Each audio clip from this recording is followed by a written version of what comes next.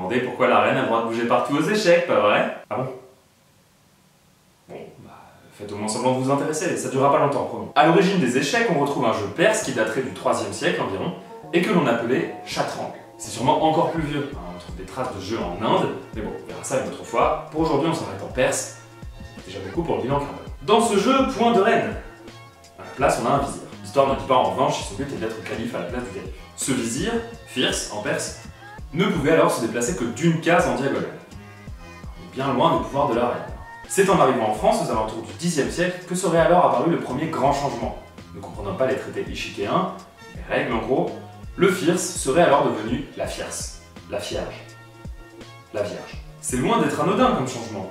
Déjà parce que le jeu d'échecs vient du monde musulman, alors changer le vizir en vierge en dit long sur les différences de culture à cette époque, et aussi parce que la Vierge est un personnage féminin.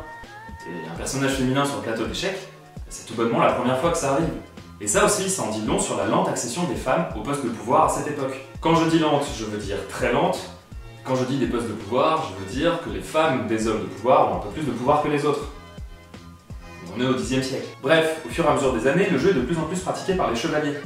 Et la Vierge disparaît au profit de la dame. Chevalerie oblige, le roi n'est fidèle qu'à une seule épouse.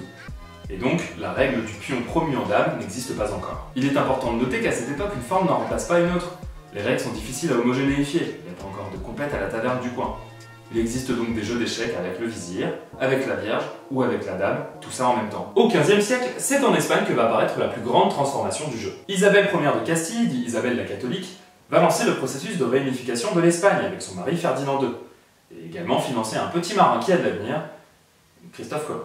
Bon, ça, je m'attarde pas trop là-dessus, mais c'est dire l'importance et l'influence de cette reine qui gardera le contrôle de ses terres, malgré son mariage avec Ferdinand II. Et c'est sous son règne qu'au jeu d'échecs, la dame devient la reine. Maintenant, elle fait ce qu'elle veut. Elle est libre de se déplacer dans toutes les directions, et aussi loin qu'elle le souhaite. Elle fait ce qu'elle veut, c'est elle la bosse. Est-ce que l'ordre de modifier les règles vient d'elle? Ça, impossible à savoir. Mais ce dont on est sûr, c'est qu'elle n'y est pas pour rien, ne serait-ce que par son influence. Et ça, c'est cool. Bon, savoir ça ne fera pas de toi un grand joueur d'échecs, même si raconter cette histoire à ton adversaire peut éventuellement le déstabiliser. Là, on fait comme on peut quand on est nul. En tout cas, pour ma part, le jeu d'échecs porte très bien son nom, puisque je crois que je n'ai jamais gagné une seule partie.